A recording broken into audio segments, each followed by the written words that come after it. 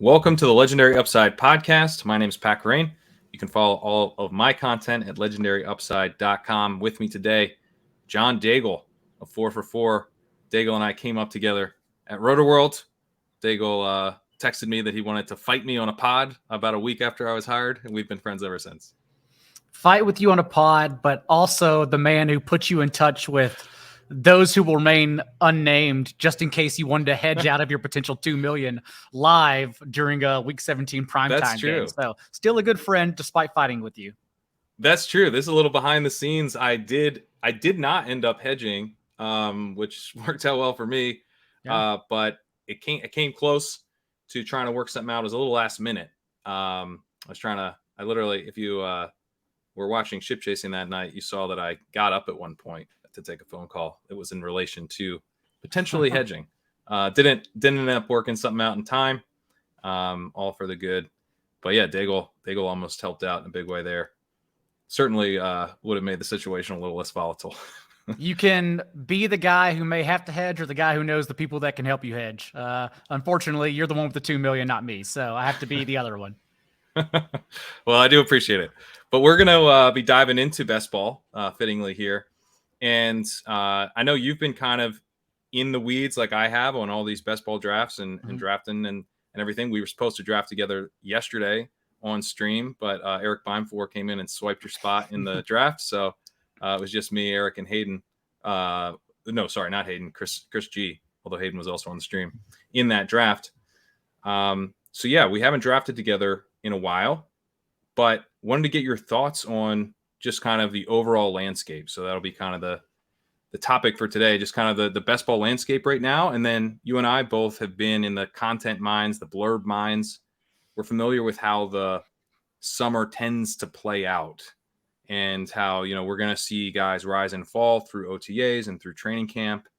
And there's going to be a lot of movements in the market from this point on. So kind of wanted to talk a little bit about that process and any players that jump out there. But let's just kind of talk about where things sit right now, because it's a pretty interesting year, right? Like quarterbacks, running backs, tight ends, like things are pretty different from last year. We are seeing the top three quarterbacks, Josh Allen, Patrick Mahomes, and Jalen Hurts, in whatever order, go inside the top 30 picks.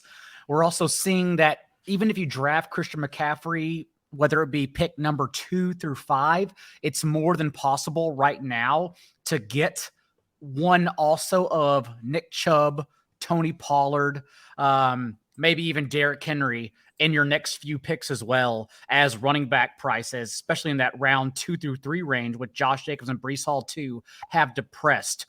And we're still all navigating this rule of thumb, this unwritten rule that we should have 4 wide receivers by round 7 and basically make sure it's written. Hayden has written it down. That's true. It is written. Or, as Hayden has also written, basically just live by drafting a receiver every other round because it's so important. And I still think I don't mind if I do have 4 or 5 in those first 7 or 8 rounds. I don't mind trying to be different and only going with 6 strong wide receivers and just betting on the ones I have already. But yeah, drafts are certainly interesting because that running back field, it feels a lot like how you won last year and taking advantage of the early Austin Eckler, Saquon Barkley, Dalvin Cook dips. And yes, you had Eckler and Barkley, not Dalvin Cook, who had a career low 15.5 carries per game while still dealing with those chronic shoulder injuries last year. But at the same time, that was the dip we took advantage of. And it just seems like that's what's happening with Tony Pollard, Nick Chubb, Derrick Henry, and Josh Jacobs right now. So I still go back and forth. It looks uglier for sure whenever you start 2 or 3 running backs. Your wide receivers you're not as confident in.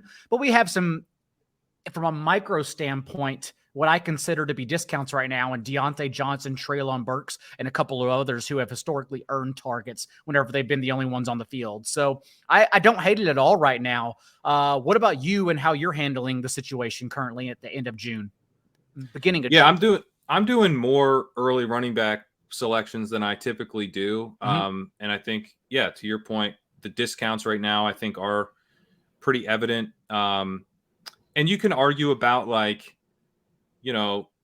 is this efficient? Is this not efficient? Should running backs be going here just because they're going later?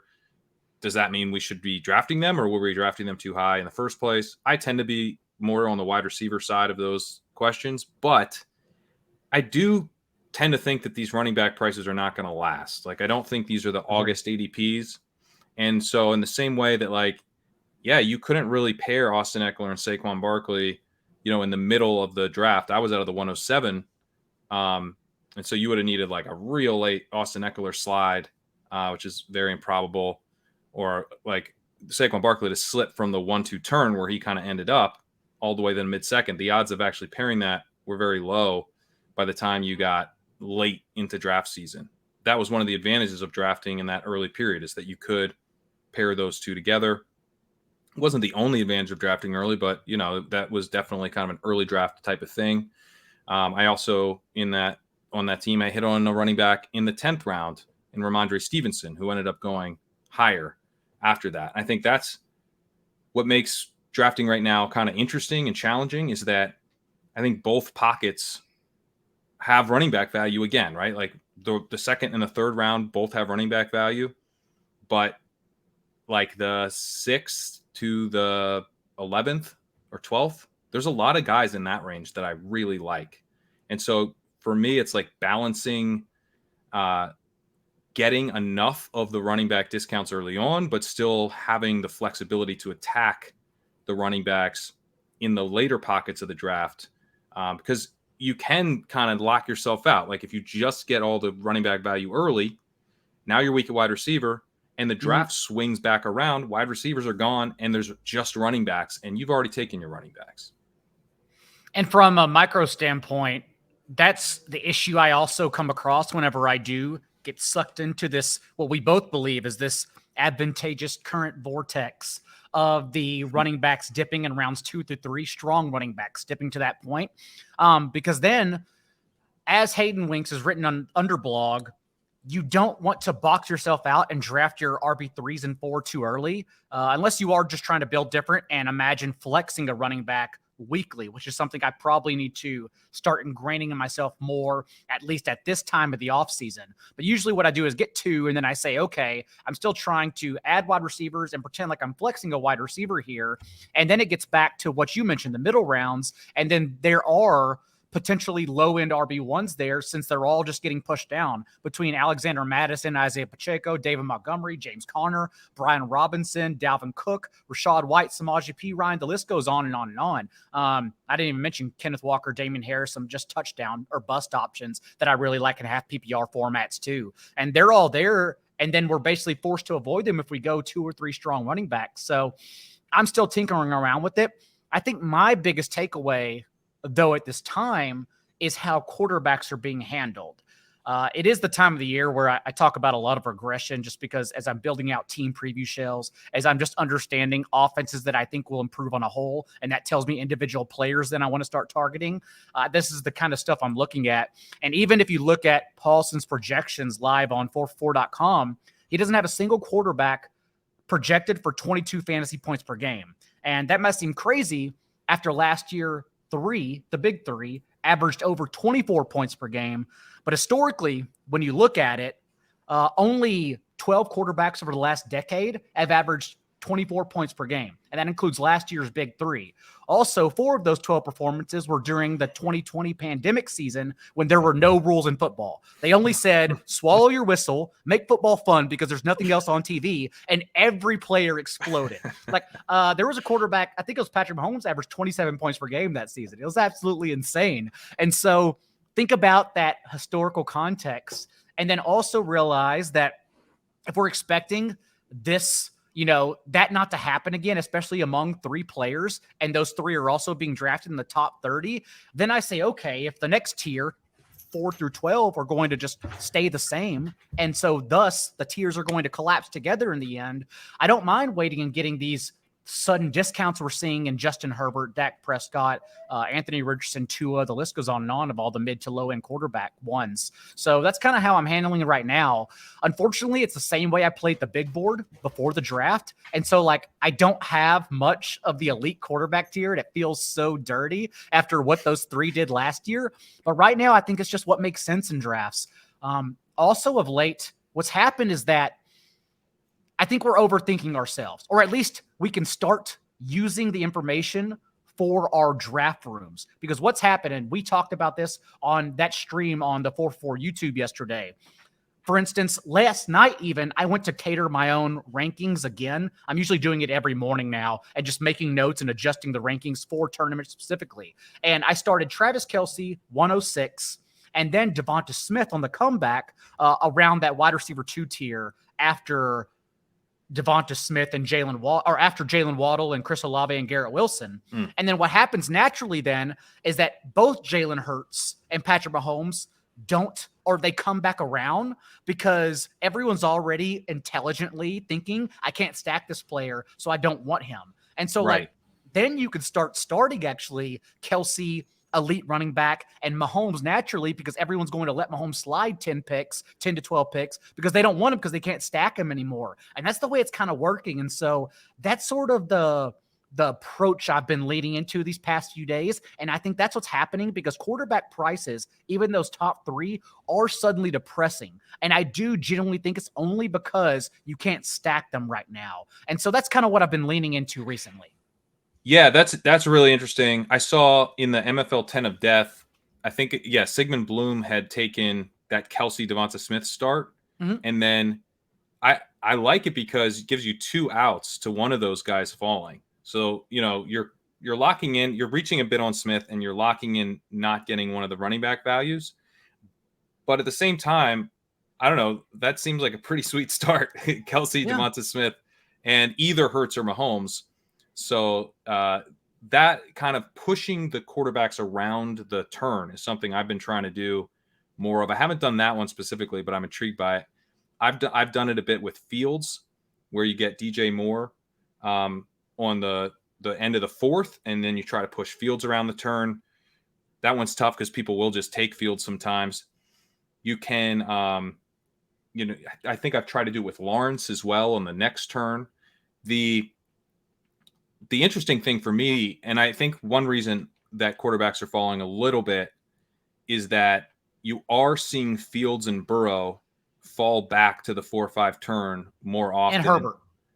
And Herbert, yeah. And you were so early on, like Fields and Burrow were more up in that kind of 3-4 turn area or the early 4th. And I always found that, especially Burrow's ADP, I found that very odd because who are you stacking Burrow with? Is that a Tyler Boyd, Irv Smith Burrow team? I mean, it just doesn't seem like a ton of upside to me. And as soon as Burrow started falling a little bit to where like a T. Higgins reach or even Jamar Chase at 102, you might have a chance to get him at the end of the 4th. If you know that's a possibility, why are you taking Mahomes or Hurts or Allen if you know that you can get Burrow? And I've recently done that in a draft, in a Bulldog. I was like, I'm going for it. I did Jamar Chase, T. Higgins, Breece Hall, who I knew would be there in the 3rd, so I reached for Higgins in the 2nd, and I was like, all right, I'm going to play for Burrow, and he came back. And it's like, if that happens, it's really tough to talk yourself into Mahomes after going Jamar Chase if you think you can get Burrow in the 4th. So I tend to think that this effect is going to continue a little bit, that it's all sort of building on itself to some extent. I also think there's a little bit of an edge, and I wonder how many people have already done this in breaking the rest of the room's brain and going Kelce. And you can't get Kelce and Jamar Chase, obviously, but you can get Kelce, T. Higgins, Joe Burrow, and Joe Mixon for that week 17 correlation. So because what happens is that when everyone drafts Kelce, thus they are naturally already linking themselves. I make this mistake, if you consider it a mistake, at times with Mahomes too. But if we're just go ahead and stacking for week 17 anyways, why don't we just go ahead and jump to Burrow and try to beat the Jamar Chase drafter to him? And so that's another approach I like taking. Because you're saying you're blocking the Burrow drafter because you're earlier in the 4th than he is, because you went Kelce, that you get Higgins before the Chase drafter. So you've boxed him out. I like that. And that's pretty Higgins, although that would also likely mean starting 0 RB, because Mixon around that 50 ADP would be your first RB, which I don't mind, by the way. Even in just my you could go RB in the 3rd, right?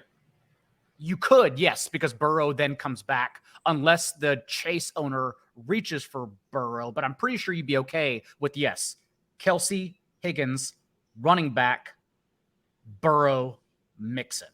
That's certainly so. You have possible. one wide receiver through 5 rounds. That's a little. That's tough. the payoff you have, yeah. But Yeah. it's just it's those little intricacies that right now I'm definitely toying with. I like it. Yeah, that's fun. I'm going to pull up this chart from Hayden here. Hayden Winks tweeted this out. How ADPs have changed from 2022 to 2023. Says these changes are extreme. They are pretty extreme. So this quarterback ADP, the top 8 quarterbacks are being drafted 20 picks earlier, it says up here. And then quarterbacks 13 to 24 are being drafted 14 picks earlier. So that has been the tough part for me, is that quarterback just overall feels a little bit more expensive.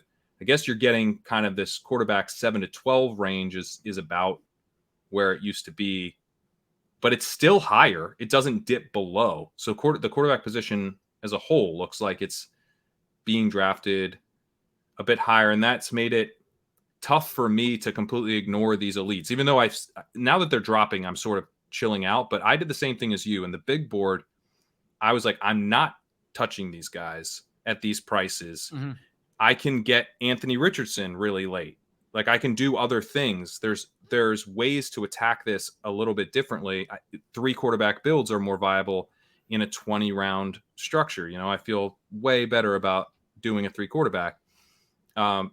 It's so early that, like, the 20th round pick that I'm giving up on might not even like be on an NFL team, compared to the 3rd quarterback. So I just felt like I could figure out quarterback more easily without an elite. In some of my early Best Ball Mania drafts, though, I capitulated and I went with the early guys, partly because Richardson was rocketing up. And I just felt like I had less outs to like finding quarterback high-end production later because of this, because of, quarterback 16 through 22 is priced up as well. You're not like being able to sit back and get any kind of quarterback discounts later on. It just seems like people are quarterback thirsty right now. That makes a lot of sense, which is also why, as we've talked about, then I fall back to the next tier of quarterbacks. Justin Herbert, amid those argued QB 4 through QB 7s, I think makes the most sense as the player who could leap into the top 3.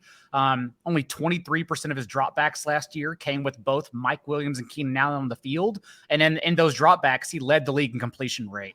Everyone is trying to force him to a higher depth of target after he's been 25th and 36th in that category the last 2 seasons. And maybe Kellen Moore does that, but honestly, he's looking up at the same players this year. He's still going to drop back, see Jalen Guyton and say no thanks and dump the ball off. And that's okay because they have Quentin Johnston. Like, I know everyone sees this 6'2", 208 Johnston as like the next deep threat, but that's not who he is. He's been terrible at contested catches downfield, actually. Right. He's just big Brandon Ayuk, averaging 7.7 yards after the catch per reception and leading TCU and receiving each of the last 3 seasons. And so I want Herbert to actually keep this ADOT because that's great when we add good players to it. So I think Herbert's the one that could make the leap. And the next one, because I know you've also talked about, whether it be on our stream the other day or on this show in particular in the past, about making sure your backup quarterbacks also have that ceiling, have a history of that ceiling too, not just grabbing, thinking, okay, I'm looking for spike weeks here. With all 3 of DK Metcalf, Jackson Smith and Jigba, and Tyler Lockett as top 70 players, in some cases top 65 or top 60. Geno Smith is the one around 130 that doesn't make any sense to me. He's not getting dragged along with his wide receivers. Instead, he's getting buried behind Daniel Jones, Aaron Rodgers a lot of times after a career low points per game and career low touchdown rate, Tua as well. And it just doesn't make sense at all when he should be a low end QB1 that can actually compete as a top 8 guy. So yeah, I like Geno Smith a lot in that mid range as well. Yeah, he's interesting too, because the way the wide receiver ADP is starting to fall now, you can get Jackson Smith and Jigba and Tyler Lockett at the 5-6 turn. Mm-hmm. And then you can usually get Geno. I think you have to reach a little bit to secure him later on, but you can get him pretty easily. So I've done some Geno stacks recently. I wasn't doing a ton early, but the ADP's starting to fall in a pretty nice way. I actually do like Daniel Jones. I think he's got, the ceiling of, his rushing ability plus, some okay passing ability. Plus he's in the second year in this Dayball system. So maybe he takes a little bit of a step forward. Maybe Jalen Hyatt comes on at the end of the year, provides a little bit of deep play ability. Darren Waller stays healthy. I mean, he was dealing with like really, really rough weapons last year. I mean, I think Isaiah Hodgins and Darius Slayton are okay. Wanda Robinson looked okay, but it's like he should have those guys plus some additional guys. And it took them like weeks to even find Hodgins. Hodgins started the year on the Bills. They were playing like Marcus Johnson out there. Obviously, they had to give up on Kenny Galladay. So even kind of the guys they ended the season with who weren't ideal were an improvement on the early season stuff. Daniel Jones also, anytime you finish top 5 in rushing points per game at his position, certainly it'll be available for top 3, top 5 spike weeks sporadically throughout the year. So I definitely like Daniel Jones a lot, not to mention that his stacking partners can be unique. It doesn't have to necessarily be Barkley, especially because, in my opinion, there's no way Barkley leads this team in targets again after all the options they added. And it's a plethora of different options too. Like you have the Jalen Hyatt skill set. If he ever figures it out, it can break into a rotational role immediately. You have Darren Waller, who was oddly schemed the highest depth of target among all tight ends last year with a terrible deep throw, and Derek Carr made 0 sense. So I would imagine Waller gets brought back closer to the line of scrimmage and does offer a high target share again, 25% target share from 2019 to 2021, and just a 16% last year behind Devontae Adams. Made no sense at all how Josh McDaniel used him. And so that's what I keep coming back to. I know you're high on Isaiah Hodgins, who I did recently bump up the rankings just because of you in those last few rounds. Darius Slayton also proved very valuable whenever he won a few routes there. Sterling Shepard can never stay healthy, but his last 10 games, 7.7 targets per game. So there's just a lot of ways you can get unique, even if you're just tacking on guys as your wide receiver 7 or 8 with Daniel Jones too.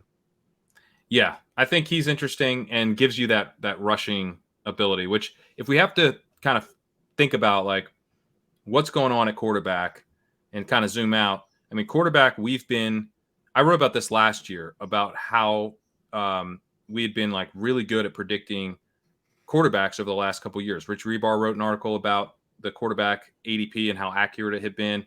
And it's like this question we were all kind of asking last year, like, are we just getting lucky or have we figured something out?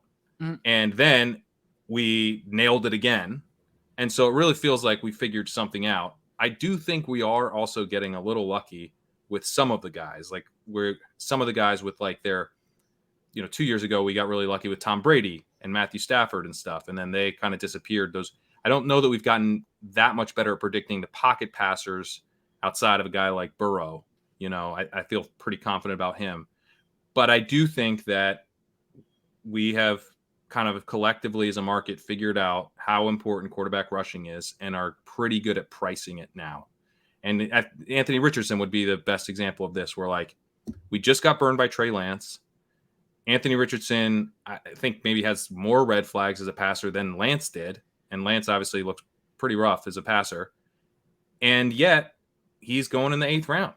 It's like we got burned by Lance in the 7th. So it's like, all right, we'll take him in the 8th. we won't chase Richardson into the 7th, but the 8th is fine. I think it's interesting that I actually think it might feel kind of like fishy that we're just like chasing this dude. We don't even know if he's good into the 8th round. But to me, it's kind of an efficient market thing where it's like we just are trusting the rushing, and we're not letting the fact that Lance burned us really hard pull us off of that. Where are you at on the Anthony Richardson debate? I do wonder how much more he will surge, because what we're arguing for him is not his floor. Like, just by naturally, we assume he'll start 17 games. At least that's what that's what I'm assuming based on the quotes we heard from Steichen post drafting him. But with 8.1 carries per game, 55.5 rushing yards as well over his last 2 seasons with Florida, just by starting, he offers the floor. Where we get the ceiling is by the passing. And I do worry about that, since he just doesn't have the experience. I don't even consider it. I know a lot of people get really angry when you talk about him, thinking that a lot of people, even like Florida fans, thinking that he just wasn't good. But I don't consider it not good through the air. I just consider it completely raw. Like, he only had 455 dropbacks in college. He needs a lot more experience. So I do wonder if we'll actually get that ceiling passing. But all we're looking for really when we draft him are spike weeks and those playoff weeks. And so I'm hoping really when I draft him that it comes along in the last month of the season. That's all I care about. And then so I usually still tack on 2 quarterbacks actually with Anthony Richardson. But admittedly, I don't have him much because I still haven't understood or played his ADP correctly right now. I think it might continue to go up, which is one reason I've still been It's taking not him. skyrocketing, though. That's the thing. It's like a slow burn, which is what's confusing me every time I go to draft him. Yeah, no, if anything, I would say it's gone down a little bit from its height.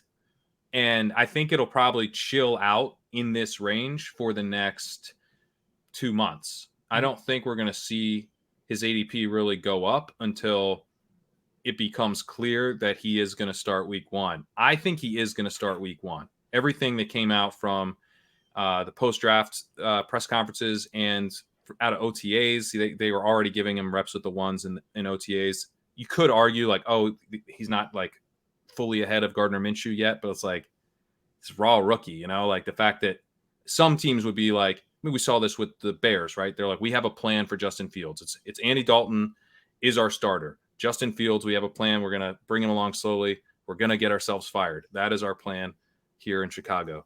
And I think we're not hearing that out of the Colts. We're hearing we think guys learn through experience. And he's already getting reps with the one. So that's kind of my feeling on it. You probably have a couple months to try to mix him in if you want to mix him in at these prices. And maybe he even falls a little bit to more like the end of the 8th, beginning of the 9th. But I think we could have a real big training camp surge on him once he's repping with the ones more often. Well, we only have 2 more weeks of OTAs before players go away and get arrested for doing dumb shit. So, yeah, take advantage of it right now because we're just hoping that they won't get news blurbs on him that will make his ADP surge in that time.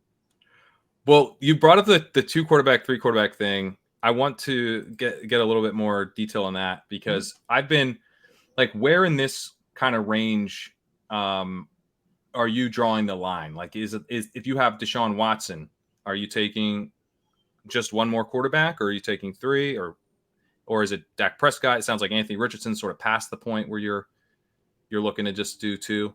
Anthony Richardson is the type of player, and again, based on his ADP right now, I could be playing that wrong entirely. But when it comes to Daniel Jones, Geno Smith, as much confidence as I have in them, Aaron Rodgers included, if that's where I start actually taking my QB1, just based on the stacks I have through the first 7 rounds, then that's when I'm going 3 quarterbacks. Because I like actually quite a few quarterbacks at the end, but I don't necessarily have confidence in them in 2 QB builds, not only for their limited rushing ability, but also just based on AP if I'm waiting that long for spike weeks. Like, I'm betting big, for better or worse, on huge bounce back from Matthew Stafford, Kenny Pickett. Yeah. I add in both Sam Howell and Brock Purdy, still a last-round guy, and every piece of news we get, maybe it's fluff, but nothing suggests he's not starting week 1. Like, it's gone the opposite end of the spectrum, just saying, like, everyone's saying he's going to be ready, and that's why he'll already be throwing at OTAs. So, yeah, I've been mixing in a ton of Brock Purdy as a QB2 as well in that last round. So it really just depends. But I think if you had to have a card cutoff, it's Daniel Jones for me. Okay. Yeah. Yeah. I could see, I think I've done Daniel Jones as just quarterback, as a 2 quarterback build, but I don't love it. But I'm like, well, he's got rushing ability, you know, that'll help me. That'll kind of give me the weekly floor a little bit more than, you know, some of these pure pocket passers. Like, how long have you been waiting to add your QB2 for 2 QB builds when you draft an elite option? Let's say Deshaun Watson up. I would say even higher than Deshaun Watson, I'm willing to punt. I'm willing to punt like pretty late. Not to generally guys like Howell. Purdy would intrigue me more than Howell for something like this, because my feeling has been like, you know, if he misses games early, that's one thing, but maybe he'll be back by the end of the year and you know, help me get that, or let's say by midseason, and help me get through a bye week, and maybe he helps out in a playoff game. I don't think he's going to get benched, or at least I'm not as worried about that as like a Howell or a Ritter. But I generally try to get somebody with a little more job security if possible. I kind of like Jordan Love in that range as like a quarterback too, who's like probably like slightly before the true punts. I do take some Stroud. He's so much cheaper than Bryce Young that even though I don't love Stroud, I end up with a fair amount of them. You can also backdoor stack him pretty easily. But one of the things I was looking at is that really late quarterback 2 has not been a good strategy. But if you pair it with elite quarterback 1, I'm working on an article about this, then it works. Like it has, well, I should say it has worked.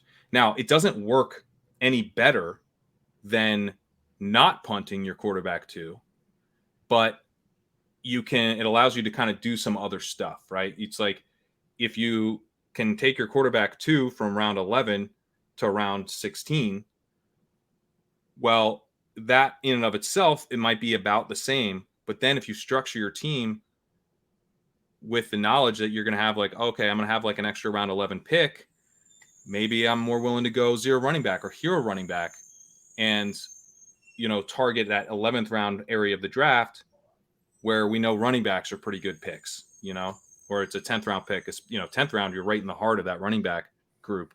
So I'm kind of trying to think through that. Like, can I unlock what is normally a suboptimal tactic of punting quarterback 2 and then use that to unlock something else that actually is good? Which is funny because I would think naturally anyone who drafts elite quarterback or elite tight end is then already waiting until the very end. Like that's just the assumption that you can avoid that position at even mid-capital ADP since you already used ADP on an elite option. Yeah, I mean, I imagine it's fairly common to do, but I think that then it's like, okay, but what else did you do? Because if you have that second quarterback is coming from a range of the draft where you would probably want to take a running back. It's like, okay, well, and if you want to take a running back in that range of the draft, then maybe you don't need to take a running back early because you get one extra running back pick in that round 11 range. So like, and sure enough, what I was looking at was like 0 running back builds work really well with the elite. You go 0 running back, elite quarterback, punt quarterback 2. That's kind of a fun build. It's almost the reverse of what I did last year. I did running back, and went 3 quarterback, where my 3rd quarterback was pretty early. It was 14 round Daniel Jones. One reason I think that build worked is because I didn't need to take running back so much in that kind of 8 through 14 round range. I already had 2 up top. So I took one. I took 1 in that whole range, and then I took my running back running back 4 and 5 on rounds, I think 15 and 16. Right. So, and I think that's what we were referring to earlier. I mentioned it with 2 running backs, but honestly, if you are taking running back 3 that early and assuming it's your flex option, then either way, you are waiting till round 14 or 15 until you address the position again because you've already made that investment. Right. Yeah. You have to be thinking about that the whole way. And I think I'll pull up the chart again because I think that the running back ADPs make all these running back strategies really interesting. One thing I've been thinking through with this is that Mike Leone put out his Best Ball Manifesto, which showed that the best time to draft 0 running back is actually later in the offseason, not early. And one of the reasons that that's been the case, I would imagine, is that we actually are better at knowing who has jobs in the across the league. And I don't mean starting jobs necessarily, but like who is the backup on this team? Who is last year, who's the backup in Cincinnati? If you asked June Pat, he would have said Chris Evans. If you asked September Pat, he would have said, I think it's Samaje Perine. And September Pat was right. So, the Jalen Warren emerges during training camp. I didn't know his name in June last year. It was supposed to be Benny Snell or whatever, or Anthony McFarland. So if you don't know a number of the depth charts, then it becomes more difficult to rely on all of these late round picks to like boost your roster up because your odds are you're picking the wrong dude in a number of situations, or you have less viable situations to even pick from if you are trying to avoid misses.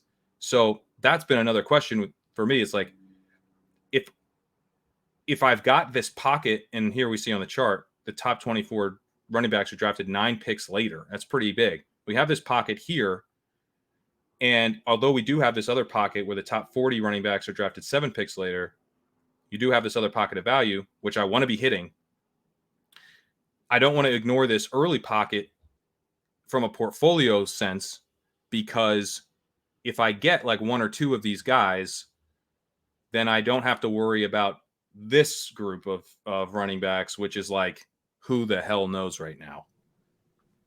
That's interesting too, because I would need to go back and cite everything, but I swear 90% of what we learned in training camp was just useless. All it was a detriment to our drafting. Whereas OTAs, 3 wide sets, who was being used, we learned so much more. And I guarantee you it's going to be even worse in training camp this year. I'm actually excited because I think a lot of wrong moves are going to be made because they changed the rules to where 90-man rosters are sticking until the last cut down day. Every single game is going to have 90-man rosters. It's absolutely insane. So just imagine the shuffling happening, just trying to get people in different roles, trying to like see this guy because you didn't see this guy last game. Thus, scratches aren't even going to matter at all. And then all of them are getting cut down to 53 on the same day. We don't work at Roto World anymore, Pat. So you can think that. But yeah, like I think it's going to be a mess in training camp this year. So I'm still deciding how to do that. I have as many BBMs as you right now under my belt, which isn't many. But I do want to genuinely have more and still tack this, what I consider this to be this 2-week pocket of ambiguity, and then also come back when everyone's using the Josh Jacobs play the entire first half information and attack those ADP dips. Yeah, that's definitely sharp. I think one thing I was looking back on, like the Perine thing, and it wasn't until the last preseason game that we really knew that it was Perine. And I went back and looked at the Dalton Schultz blurbs, and it wasn't until the last preseason game that Dalton Schultz slightly outsnapped Blake Jarwin. But like Blake Jarwin was drafted in 97% of BBM2 drafts, and Dalton Schultz was drafted in 13%. So that's like one thing. I have an article that should be out Monday on this late round kind of thinking through the late rounds basically. And it is interesting to me, although some of the information obviously we're going to get wrong. We got like a lot of information over the last couple of years, like really late. And I think that's going to be a key edge this year of once we get that information, actually chasing it and actually maybe in a way that feels bad, being like, I'm throwing out what I thought I knew, and I'm going to go after this information like it's real, because if it's real, I'm competing in the playoffs I get a player that basically no one else is going to have in my playoff pod because this guy's been going undrafted. So I'm not saying to do this with, like, I don't know if there's like a ton of steam on Devin Singletary or something. Well, Devin Singletary is getting drafted in every draft. So that's not a player I'm like going to be particularly interested in chasing up. But if like Dwayne McBride is catching a ton of steam after training camp or something, I think I'm going to be drafting him heavily. It's something I'm kind of, you talk about trying to draft unique players. I'm kind of thinking maybe I don't try to draft unique players right now where I'm going to miss a lot, but instead I wait until like late August, and assuming BBM doesn't fill before September, I wait until the last preseason game, and then I just like hit the new information really hard. And even if I end up being wrong on a lot of it, I might be right on, 1 or 2 players, and those players can provide massive leverage if they haven't been getting drafted earlier. That's completely fair because, yes, I'm definitely going to have a lot of unique players from May and June, but how many will actually breathe on an NFL football field next year? That's a terrific question. So to your point, yeah, maybe that's where the disadvantage in drafting is. Let's talk tight ends, because that's another thing that's changed a lot, and it's changed in some interesting ways. So you got the Kelce's basically still high, but the tight ends 2 through 5 are being drafted 12 picks later. So you got Kelce's up here. So he's pulling this lineup by himself. But then number 2, Mark Andrews, is all the way down here. So huge gap. between the 1 and 2 tight ends. And then you've got the tight end position is actually getting cheaper late. So you have this interesting thing with tight end where it's kind of similar to running back, where you've got some value early on, but there's a second pocket of value at tight end.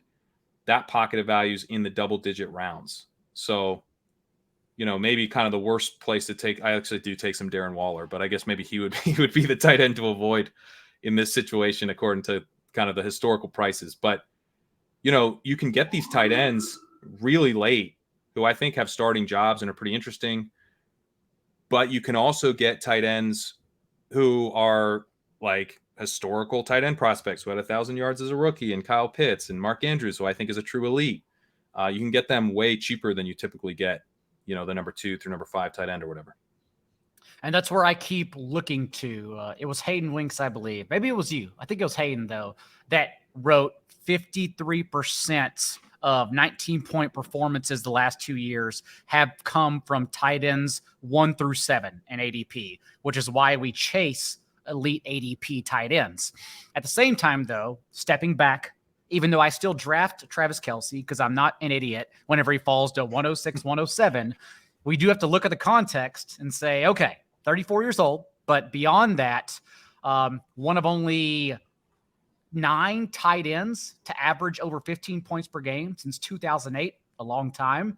Not to mention that tight end 2 through 12 last year, that's the first time that range averaged less than 9 points per game since 2008 as well. So we're sort of expecting regression from both the elite at the top and that middle range where we're trying to draft, which means that is, in my opinion, the right time to pounce on Mark Andrews, T.J. Hawkinson, George Kittle, Goddard, Darren Waller, Kyle Pitts, that range of players who I'm just mixing up, even though I do admittedly have probably less Kyle Pitts than most people. But overall, yeah, that's why I keep jumping on those. And then the rest of the guys that got pushed down to the end that were just circling back around and stacking in 2 tight end builds, the difference from last year's, in my opinion, is that they're touchdown scorers. And that's why I like it. Like Dawson Knox is now getting pushed down because of Dalton Kincaid, even though Knox has the second most end zone targets among all tight ends over the last 2 years. Hunter Henry had a career high 9 touchdowns just 2 years ago. Last year, he tied for the team lead with Jacoby Myers, who's not even on the Patriots anymore, and red zone targets, but he's always there. Henry is in the 18th round too. And so those are the kind of guys I keep tacking on because they're touchdown scorers. They're spike week guys. As Sam Huffman has put it, he's trying to build the next Kelce instead of draft Travis Kelce whenever that permits. And so that's kind of what I do with these guys in that elite tight end range behind Kelce and then the 17th, 18th round. Yeah, I like that a lot. Are you ever doing stuff like drafting Andrews and then 2 of those guys, 2 of like a Henry, or Knox, like that kind of, or like I'll even do like a Conklin and a Kate Otten or a, Conklin and a Henry plus, like a Pitts or even an Andrews. It's just like something I'm experimenting with right now with so much uncertainty in those last round picks anyway. No, but I don't hate the experiment, especially because, again, you're getting all those guys for free at the very end. So if you are stout already or not tacking on the lottery ticket wide receivers as you're like wide receiver 8 or 9 at that range, I definitely don't mind doing it. Conklin's one who I think is just getting dragged along because of that Week 17 game against the Browns. And so if Nick Chubb, Deshaun Watson have high ADPs, Conklin naturally is just getting dragged in the 17th round. Yeah, I feel like he's a decent way to chase routes because I don't see him, getting, what is it? Uzama's still there. I mean, yeah, he had a route rate less than 60% in only 3 of 17 games. He was basically always out there involved. Yeah. Yeah. I don't like to chase routes on expensive tight ends, but I like chasing routes on cheap tight ends, because I think that's called Trey McBride. Yeah, that is called Trey McBride. Yeah, I draft Trey McBride. Can't earn targets, but hey, you're going to be out there. Whatever. You're going to be out there. Kate Otten, I think, is actually I've gotten convinced that he's a better version of Trey McBride because Zach Ertz is going to be back by the end of the year. So do I lose my routes on my terrible player? K. Dotton made 6 starts without Cam Brate last year, ran around an 84% of dropbacks. He is someone I always go to at the end. Yeah. All like right. K. Dotton. Yeah. And I don't know that we'll see like a ton of price movement on these tight ends, but, per this chart, they are going later than they typically have. And I think we might start to feel a little bit more confident about, which guys are going to, be out there a lot or which guys are generating buzz. And so, I mean, and also some of them will probably get hurt.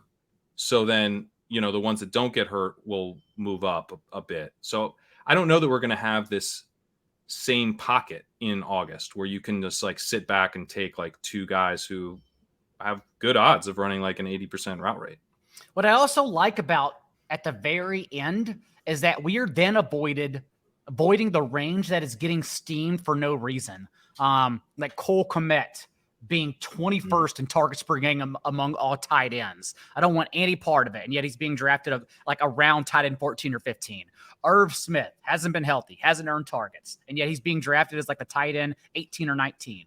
Michael Mayer and Sam Laporta keep on getting pushed up, even though rookie tight ends don't even provide spike weeks. I tweeted out the stat.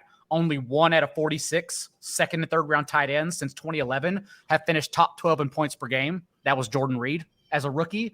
And not only that, but they've produced a top 3 finish, so a spike week we're looking for, and only 7 out of 514 appearances since 2011. They basically just don't provide consistency, and they don't win your week. And yet everyone is fawning over Laporta and Meyer, who I love. Like, you can look at my profiles on 4-4. I love them as players. But for best ball, I just don't think it's worth it at all, especially if everyone's running to those players in particular. So, yeah, you combine all that, and then instead I can wait for all these players we mentioned. That's what I do instead. Yeah. All right. I like that. I'm glad we're on the same page. Let's talk wide receiver, which we've kind of talked about by not talking about, but this is, if everything else is less expensive other than quarterbacks, stands to reason wide receivers are more expensive. But kind of interesting here, like wide receivers, the top 36 wide receivers are drafted 3.5 spots earlier. Hayden has here. And then wide receivers 61 through 78 are drafted 7 picks later. So there is this thing where you could argue that tacking on some of these really late round wide receivers is an edge right now. I've been drafting Robert Woods, man. I've started drafting Robert Woods, and it's so gross. And I brought it up on Ship Chasing last night, and like I literally just got disappointed looks from Pete and Ben, and then they moved on without commenting. But like I think there might be something to, and maybe it's not Woods, but I think there could be some value in these like really late wide receivers who have jobs or clear paths to consistent playing time.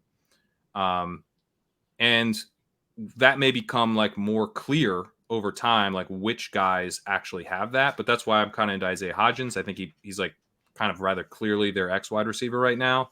And I don't see anyone that can really challenge him for that. Van Jefferson's been moving up, but he was definitely a part of that. And then, Woods, I'm like, looking at the contract, I'm like, he's basically got as much as Adam Thielen got. He's 2 years younger. He's now 2 years off an ACL tear, so maybe he would be a little bit better than he was last year. And he actually rated pretty well in ESPN's open score, even though his yards per out run was quite poor last year. So I'm like, hey, man, he's going to play. Tutu Atwell, I take sometimes. I'm like, I think he's going to play. These guys are really gross, but per this chart here, they are cheaper than usual. So I am mixing some of them in. Puka Nacua is the one I always mix in. Interesting. Just because of the rushing upside, like Sean McVay had to get tired. Like Deebo Samuel the last 4 years, and Sean McVay was with the Rams and Deebo got drafted.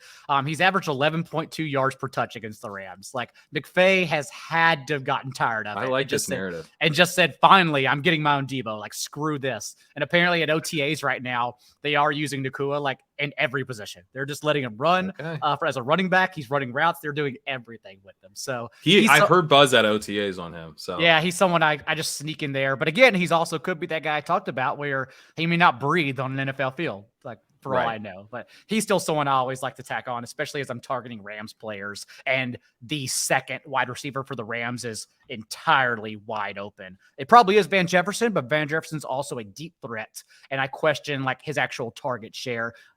Even though his spike weeks will probably be fine with Stafford healthy. But yeah, targeting guys like that, I think is good. I think is fine. Robert Woods, I still question. Their wide receivers coach, the Texans, Ben McDaniels, has this weird obsession with blocking wide receivers, and I don't get it. That's why they went out and prioritized Noah Brown, Robert Woods, a handful of others. They apparently will have. You have to have concerted routes and a package for Tank Dell because he's just a unique, small, figurine-sized wide receiver. And so, although they're talking about him high in OTAs, I do question like what he can actually do in the NFL. And he's the one who's kind of getting steamed above all the other second options behind Nico Collins. So I still just pack my bags with Nico Collins, even though I like Nico Collins a lot. But the issue now, this last 48 hours, is that since DeAndre Hopkins does live in Houston, he did visit with the Texans. That's a real thing since his family's in Houston.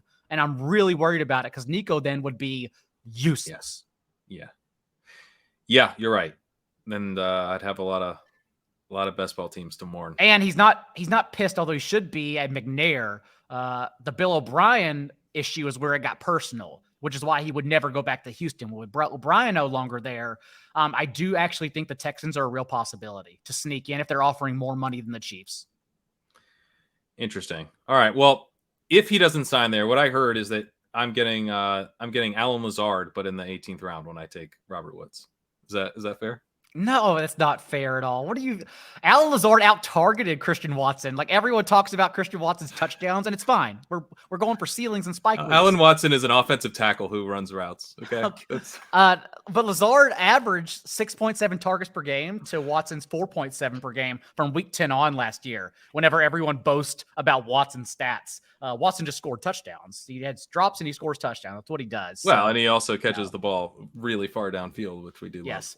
Or when he doesn't score touchdowns, it's ugly and he doesn't produce anything for you. But it's fine. He has spike weeks. It's okay. So no. That's offensive to Alan Lazard. Alan Lazard can actually earn targets. That's not fair. Am I getting Adam Thielen, but better?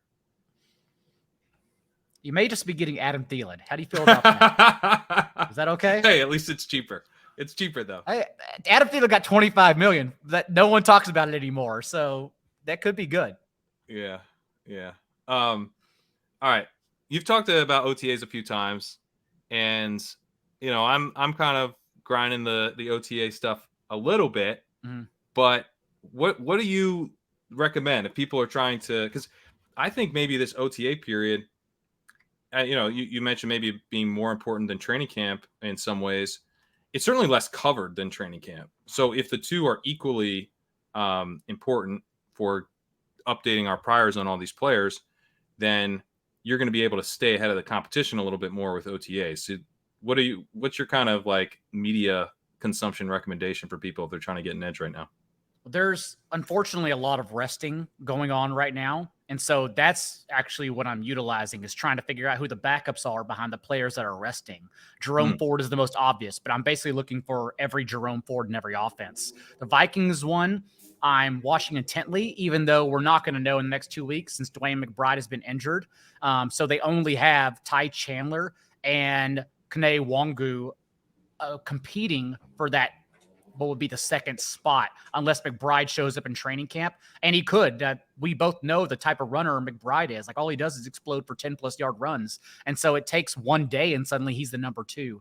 So I don't mind taking advantage and just taking that lottery ticket right now, still assuming Dalvin Cook will be cut by the weekend. But that's kind of the news I'm looking for at this time. Also, OTAs were when we learned most 3 wide receiver sets last year, especially some questionable ones. Like Isaiah McKenzie. I know it didn't work out, but Isaiah McKenzie started in 3 wide sets and did so in OTAs as well for the Bills last year. So that's just the kind of stuff I'm looking for personally. And like the RB3s and 4s, since they have a chance to become the backup running backs and get those best ball playoff spot starts. Have you found any kind of interesting nuggets so far? Any good depth chart nuggets?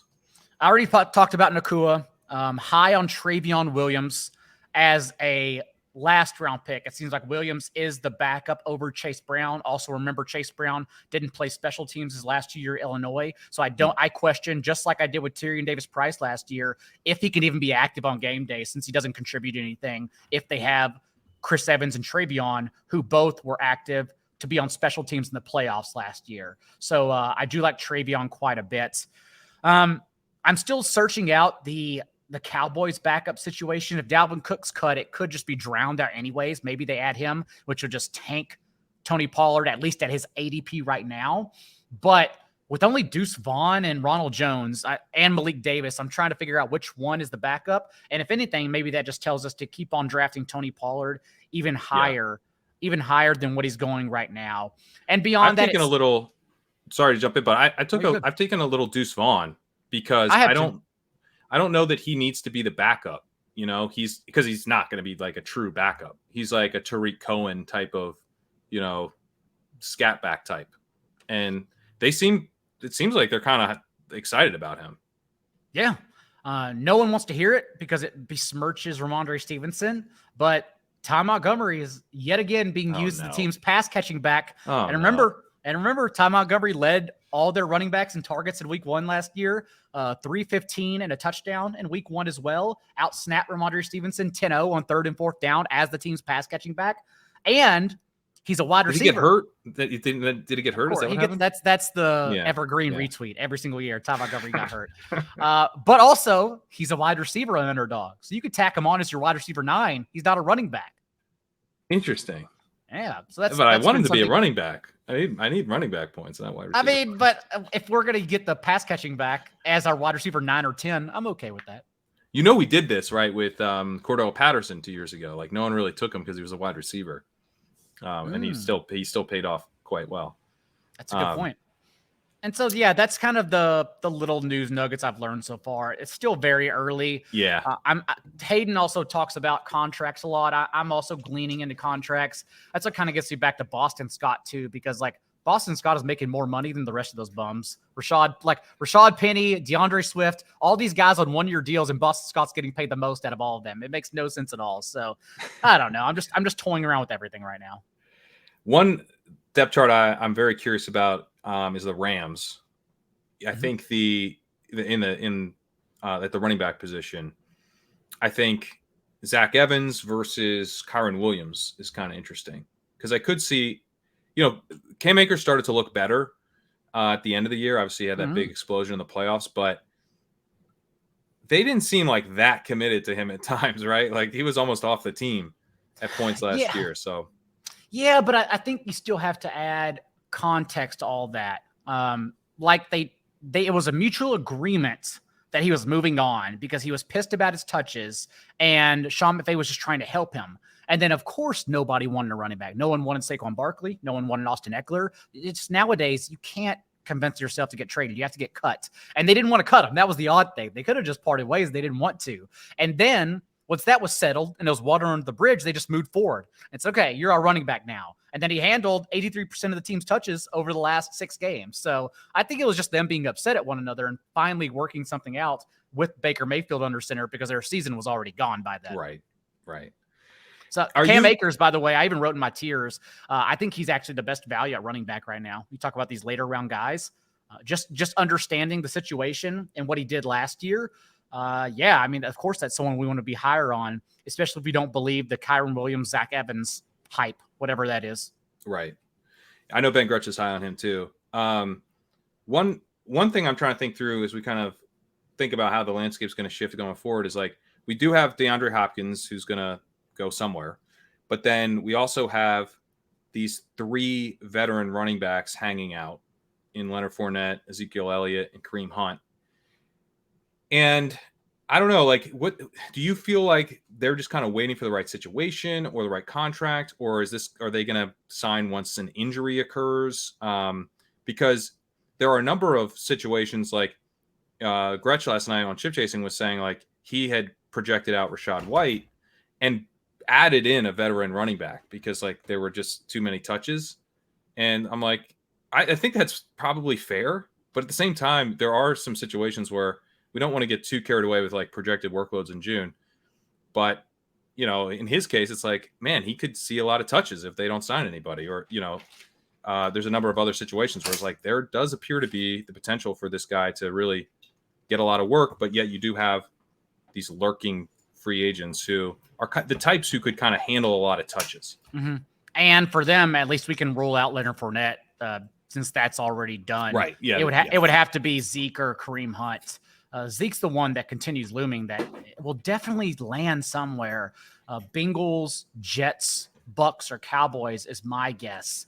But honestly, even then, what do they provide if they land somewhere? So I'm actually not someone who's been taking them. Spot starts a la Latavius Murray are certainly possible, where he popped up for top 24 finishes out of nowhere. Definitely can happen. It could happen with Latavius Murray in Buffalo, actually, too. But I haven't, for better or worse, been taking those guys just yet. I think they're going to drown someone, cannibalize someone more so than provide value themselves. Rachaad White's also an interesting one because, like, it is obvious we should avoid this Bucs offense. Right. I don't want to outright avoid or just say I can't draft any player. Josh Jacobs taught me a lot of lessons last year after I basically went in with none. But at the same time, like, Rachaad White does seem like a really easy one that just goes away. There's no way the Bucs, after leading the league in pass attempts in back-to-back years, they do so again without Tom Brady. 82% of the Bucs running back targets last year came within 2 yards of the line of scrimmage because Brady also ranked top 2 in time from snap to throw. The offensive line was shit, so we just got rid of the ball. There's no way Kyle Trask or Baker Mayfield even understand that. They can't compute in NFL fields. So there's no way like the Bucs get that target share or those easy catches again either. So it's just a situation that I just keep on saying I don't want any of this mess. But I guess not for Rachaad White, but if Godwin and Evans were to continue to fall in the right spots, I still take them. Yeah, I kind of gotten back on board with Godwin a little bit because enough sharp people are on him. But he scares me in part because, like, he's more of a volume play where, I mean, the Bucs could be punting a lot. I'm in one of these eliminator leagues that Fantasy Cares guys do. Mm-hmm. And I've reached a couple times now. I'm actually in two. In both leagues, I've taken the Bucs punter. Can't remember his name. Camarda? I've taken the punter because they score like everything. Coaches, punters, kickers, defenses, right? So I've reached for the punter of the Bucs. I'm like, this guy's gonna be punting more than anyone in the history of the league. Like, Godwin's ADOT 7.3 last year is an absolute joke. I know people have tweets. It's like Tyler Boyd-esque. Yes. Even I did this last year where I have tweets about his targets and catches or whatever, but it doesn't matter because they come, right in front of the line of scrimmage. At OTAs, he has been used at both positions, the boundary and the slot. So maybe there's a little something there about him getting schemed more targets like the Bucs used to do with Mike Evans whenever Chris Godwin was injured. But again, that was a Brady-led offense. I have zero faith in this coaching staff and these players. So I don't know. I still take him as a wide receiver 4 whenever I do go that RB starts, but that's kind of where I draw the line. And I just hope Mike Evans is traded. Yeah, that would certainly make things a lot easier. For both of them. Yeah. For both of them, yeah. It'd also make Russell Gage kind of interesting. And make Cade Otton a little more interesting, too. Russell Gage is the one still getting handsomely overpaid. 18th round every time. It's disgusting, but are you taking Gage?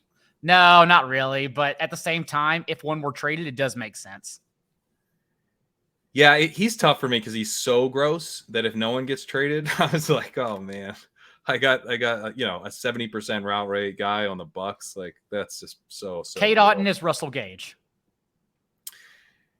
Yeah. Give me he's got to at least have tight end eligibility if I'm going that gross. Any other uncertain situation? I mean, we kind of touched on the Giants one. That one's one of my favorites to think through. Are you? What about Wan'Dale Robinson on the Giants? We talked about some of the other guys, but he could be pretty interesting as a second-year breakout guy, but also has like competition from, I believe, 8 different humans.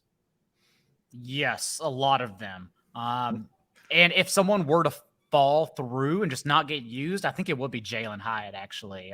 I really question his ability at the next level. I think it's going to take a lot of time to develop him after he was unable to play in 3 wide sets in that gimmicky Tennessee offense in his final year, despite catching 15 touchdowns. But more so than the Giants, because I think it's at least down to a handful of players like Paris Campbell, Sterling Shepard, Isaiah Hodgins, and Darius Slayton.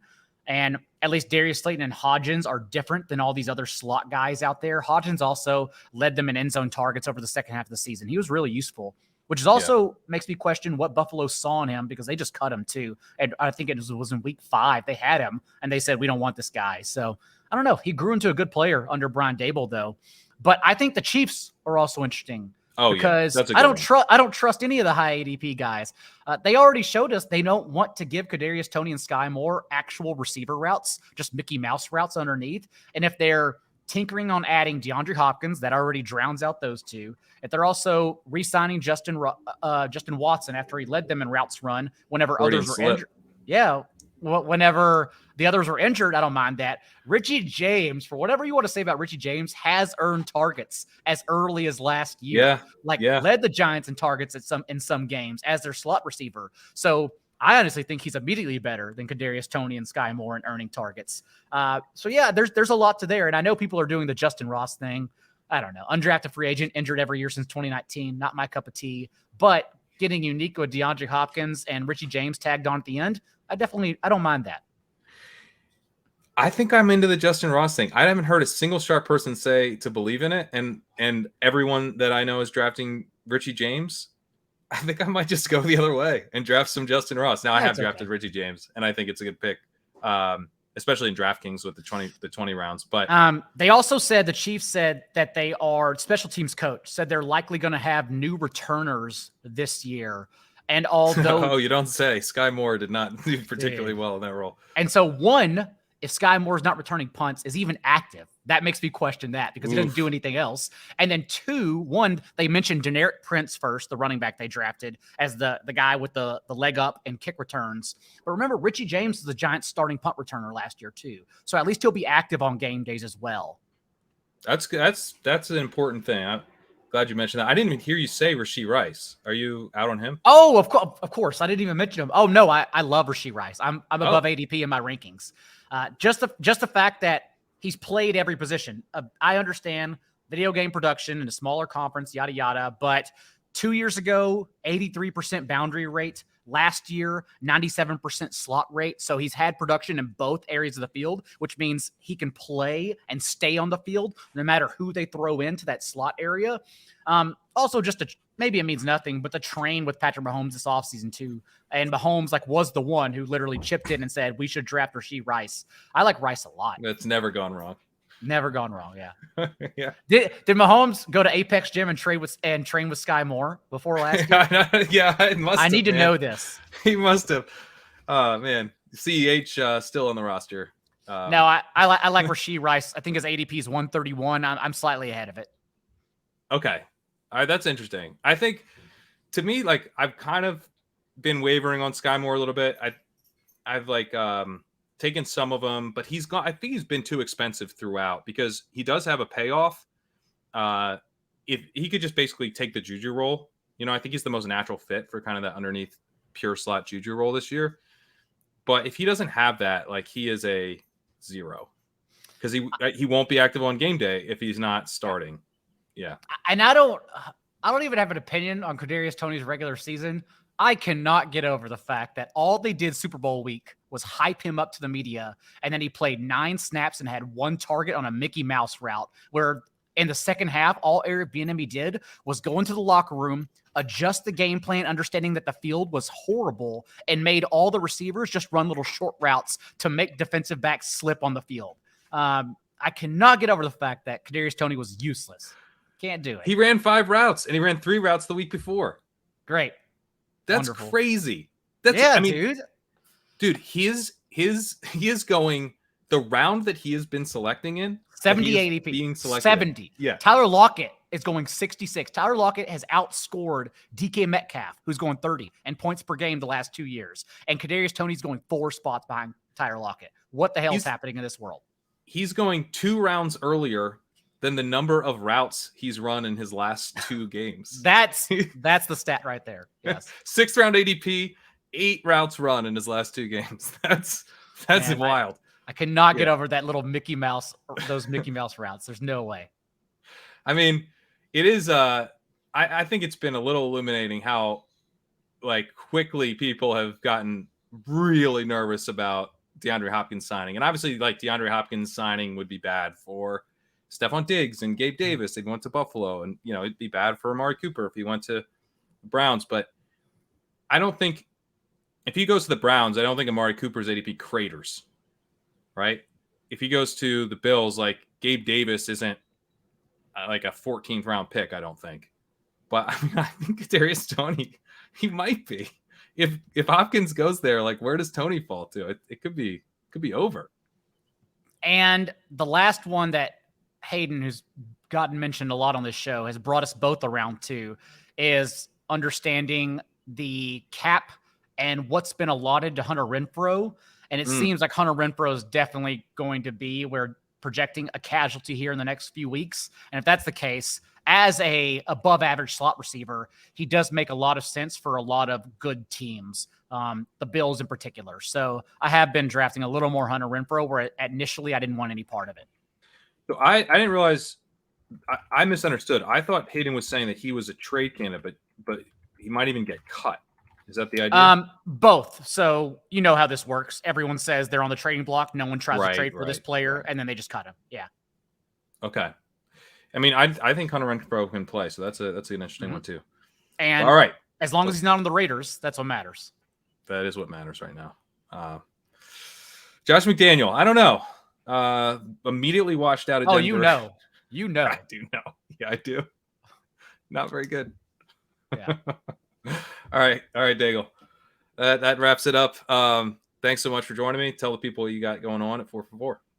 Best ball tiers, and that's what we just talked on the site right now, breaking down every position, a lot of big picture stuff, plus micro analysis on players' last seasons and why I'm projecting them for higher or lower than ADP this year. And then from that point forward, you can just subscribe to the Most Accurate Podcast, wherever you listen to your podcast at, 2 episodes per week. And that's where I'll be at. Beautiful. If you have not signed up for Legendary Upside, you can do so at legendaryupside.com/early and get $30 off. And I do still have some underdog credits left. So if you sign up, go fill out the form, which is in the description of this pod, and give me your username, and I'll send it over to Underdog. You get a $50 underdog credit in about a week in your account.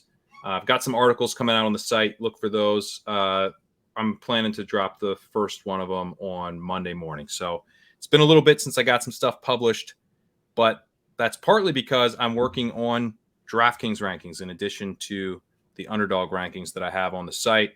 Planning on getting those ready to go for Monday as well. So Monday there'll be some good new content for all you best ball sickos. Have a good weekend. Thanks for joining us, and we'll see you next time.